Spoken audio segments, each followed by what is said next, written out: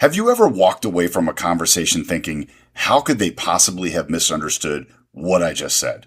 I thought I was perfectly clear. Or maybe you've been on the other side. Someone gives you instructions at work, they walk away, and you're standing there thinking, okay, what exactly am I supposed to be doing? They use 500 words, they give you 14 pieces of background information, they throw in 3 acronyms you don't even understand, but somehow they never actually told you what they wanted you to do. That's not communication, that's transmission. There's a huge difference. Because communication isn't simply getting words out of your mouth. Communication is transferring meaning from one human to another. And here's the uncomfortable part. If people consistently misunderstand you, you can't always blame the listener. At some point, you have to examine the communicator. Welcome to another episode of the Leading Life Podcast, where we talk practical wisdom for leadership and life. I'm your host, Andy Zook, and I've learned that leadership is about how we show up for people, how we navigate change, and how we continue growing.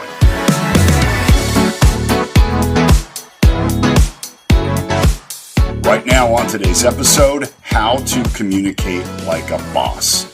You are listening to the Leading Life Podcast. I'm your host, Andy Zook. And as always, I promise no fluff here, no empty motivation, and certainly no cookie cutter advice. If this connects with you, then please use it because I want to give you real, actionable insights that you can use to become better at what you do.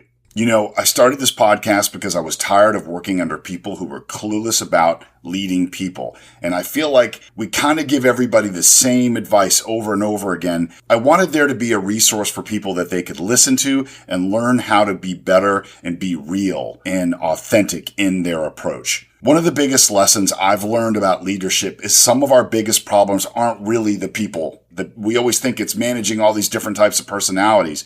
And yes, that's true, but there's communication problems that are happening most likely more than we realize. What I want you to remember is communication isn't what you said, it's what the other person understood. Someone thought somebody else was handling it, or someone didn't understand the expectation. Someone interpreted an email differently than it was intended. Someone was afraid to ask a question. Then someone heard criticism when the other person thought they were just simply giving some feedback.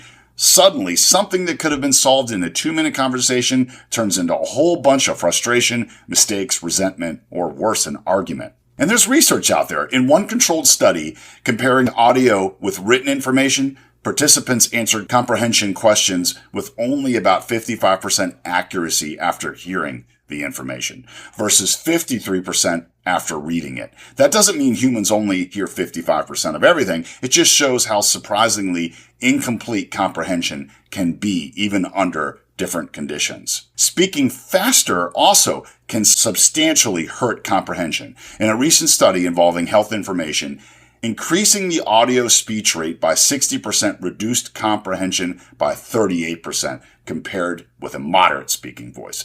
That gives you a wonderful practical point. Sometimes slowing down isn't dumbing down, but it can increase the understanding. You know, there's this professor I see on different news shows and TV shows sometimes, and he's also very intelligent. I give him that. He's got all the degrees and everything, but he speaks so fast, I mean like rapid fire with these $5 words, that I think that he does it on purpose so no one really knows if what he said was accurate. So you've probably heard 93% of communication is nonverbal. Okay, that is a huge oversimplification of psychologist Albert Mehrabian's research. His work dealt with situations where words and emotional cues conflicted, particularly around feelings and attitudes. It does not mean that words account for only 7% of normal communication. You've heard that 93% of communication is body language, but that's not true. Words matter a lot. But when your words say one thing and your face and voice say another, that's where people start believing the signals around the words. That's why communication isn't some soft business skill. It's fundamental. It affects our careers. Not only that, beyond our careers and leadership, it affects our marriages, our friendships, our family, most of all, our credibility. And today I want to give you 5 ways to become a much stronger communicator, not a louder one, not a more impressive one, but a clearer communicator. And that's what I mean by communicate like a boss, because the best bosses, the best leaders I've ever worked for, they communicate with clarity. Remember, the goal here is to be understood. All right, let's get into it. Number 1, speak with simplicity and brevity. Let's start with one of the hardest communication skills. Say less. Yeah, some of us have a tendency to keep explaining something because we want to make absolutely certain the other person understood it.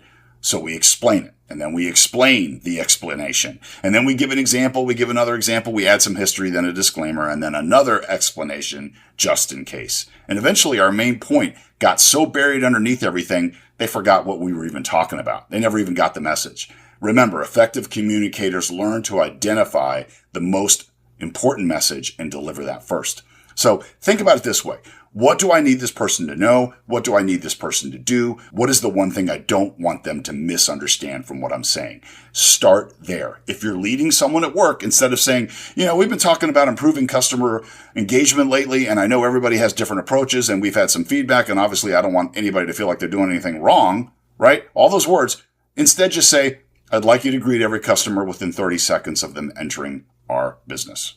Now they know what success looks like. It was clear, specific, measurable, and respectful. There's an important lesson here. Complex thinking does not require complicated language. In fact, some of the smartest people I've ever encountered could explain difficult ideas in incredibly simple terms. If someone needs a dictionary to understand you, you haven't necessarily demonstrated intelligence. You may have just simply created unnecessary friction. Think of it that way. Plain language is powerful. Short sentences are powerful. Specific expectations are powerful. And silence after your major point can be even more powerful. You don't need another sentence. And I can't tell you how many times I've been in meetings or on conference calls where someone wants to hear themselves speak so much that they make something that should take 3 steps, they make it 15 steps and way overly complicated, and no one knew how to even execute it. The second thing I want you to think about is active listening. Yeah, this is a tough one because this is one of the biggest parts of communication.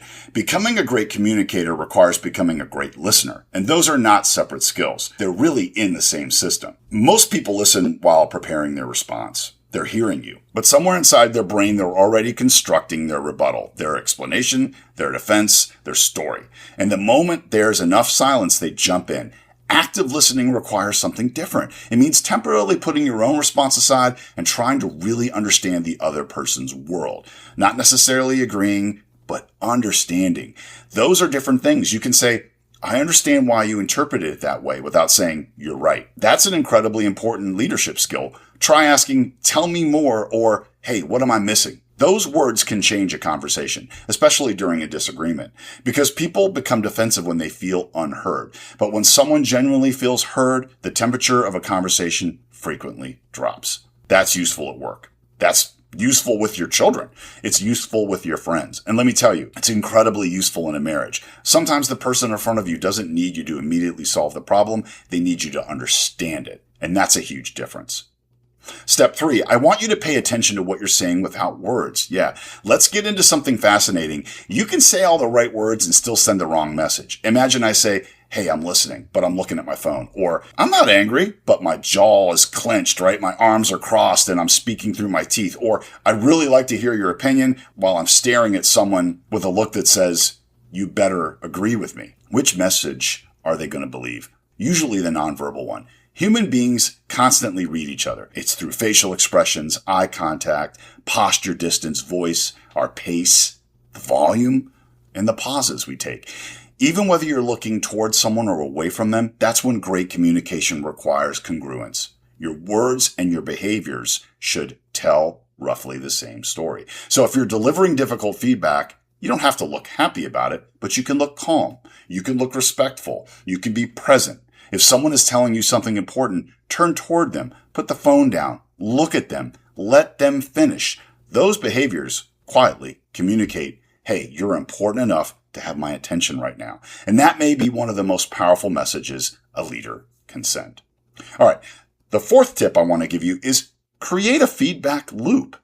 That's another mistake people make. We assume communication is finished when we finish speaking. It isn't. And as I always say, there's nothing like flavor of the week without follow-up. Think of it this way. Strong communicators verify understanding. Think about pilots and air traffic controllers. Critical instructions when get repeated back. Why? Because when misunderstanding carries consequences, assumption isn't good enough, potentially fatal.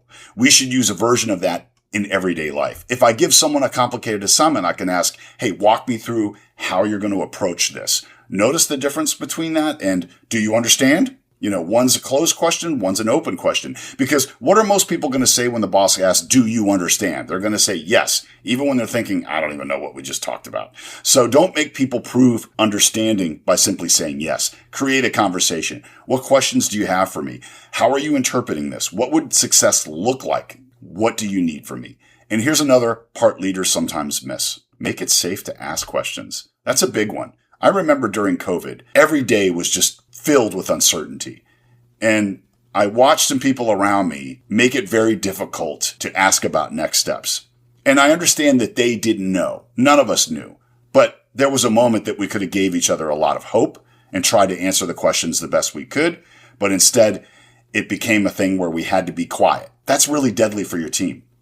If someone asks for clarification and you act irritated, they'll eventually stop asking. Clarity saves time. So if something matters, don't just say it. Slow down, simplify it, and verify it. All right, let's talk about number 5, empathy and tone. This is big. This might be the difference between someone hearing your message and then maybe just completely rejecting it. You can be completely correct and communicate terribly. Trust me, it gets done. We've all encountered that person. They're technically accurate. They're emotionally disastrous. Communication doesn't happen in a vacuum. You're communicating with another human. That person has pride. They experience fear. You may have history, stress, insecurity, ambition, experience, their own interpretation of what's happening. So before delivering an important message, ask, how is this likely to land? Ask yourself that, not how can I avoid hurting someone's feelings? That's not always possible because leadership occasionally requires those uncomfortable conversations. But discomfort and disrespect are not the same thing. That I want you to remember. You can be direct without being cruel. You can be firm without being aggressive. You can disagree without humiliating another person. And you can hold somebody accountable without attacking their character. So instead of, hey, you never take responsibility, try, when this happened, I needed you to take ownership of it. And what fell through? Talk me through this. Now we're discussing behavior instead of identity. Another example would be instead of, hey, you're just so bad at communicating with us, try, I'm sometimes leaving our conversations unsure about what to do next. Let's make the expectations more specific. Same issue, but completely different delivery. And tone matters enormously. The sentence, can we talk about this? It can sound caring, or it could sound curious. Can we talk about this? Or it can sound threatening. Can we talk about this? Or it can sound annoyed. Can we talk about this? Same words, but different message, which is why strong communicators pay attention not only to what they're saying, but how they're saying it. Here's yet one more layer to this. Your brain isn't simply processing vocabulary during a conversation, but yet it's constantly asking questions beneath conscious awareness. Am I safe here? Am I being respected? Is this person threatening me? And when people feel threatened or embarrassed, attacked, or dismissed, communication will become harder because the defensiveness is going to rise, right? Their listening will start to decrease. People start protecting themselves instead of processing the information. That's why calm communication is so powerful, especially during conflict. The louder the conversation gets, the more important it becomes for somebody to slow it down.